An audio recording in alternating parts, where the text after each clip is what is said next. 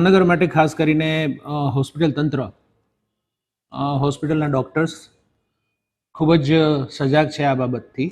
અને મારે ખાસ એ કહેવાનું કે ગુજરાત રાજ્યનું આરોગ્ય તંત્ર અને ખાસ કરીને માનનીય આરોગ્ય મંત્રીશ્રી પણ આ બાબત પર ખૂબ જ સજાગ છે.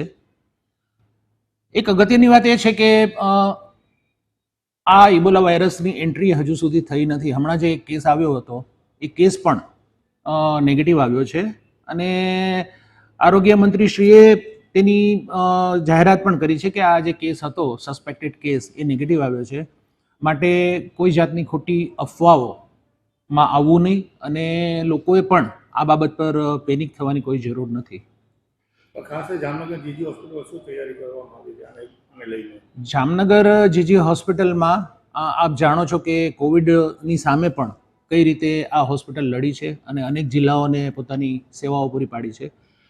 તો હાલમાં પણ is being the medical persons જે થ્રેટ હોય એ થ્રેટની સામે સજાગ રહેવું જોઈએ. તો હોસ્પિટલ તંત્ર, મેડિસિન વિભાગના તબીબો, મેડિસિન વિભાગના હેડ, મેડિસિન વિભાગના નોડલ ઓફિસર્સ બધા જ સજાગ છે અને તે માટે અમે આજે સાંજે 5 વાગે એક દરેક વિભાગીય વડાની એક મિટિંગ પણ બોલાવી છે, જેમાં પ્રાથમિક સ્તરની ચર્ચાઓ થશે અને મેડિસિન વિભાગમાં 2A અને 2B એ જે વોર્ડ છે ત્યાં 35-35ની સંખ્યામાં બેડ છે અને ઇબોલાને પણ કોઈ પણ આવા પ્રકારના જે રોગો હોય છે તો સસ્પેક્ટેડ કેસીસ હોય તો એને આઇસોલેટ કરીને ત્યાં રાખવાની સુવિધા આપણે ત્યાં છે જ.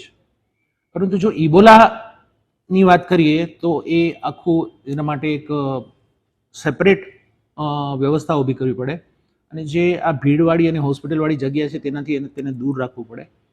તો એ માટે પણ અમે એક જગ્યા લોકેટ કરી છે. જૂની ડેન્ટલ હોસ્પિટલ જે છે, જે મેડિકલ કેમ્પસ હોસ્પિટલથી દૂર છે, ત્યાં આગળ અમે એક જગ્યા લોકેટ કરી છે અને મને નથી લાગતું કે એવું કંઈ કરવું પડે ઉપરવાળાની દયાથી, રામની દયાથી, પણ એક રાખી અને એક આયોજન અમે કરેલું છે. કેટલા બેડની હશે? અત્યારે જે 2A અને 2B ની વાત કરું છું એ 35-35 બેડના છે સસ્પેક્ટેડ કેસીસ હોય તેના માટે. અને જે નવું ઊભું થશે એ જગ્યા પણ વિશાળ છે.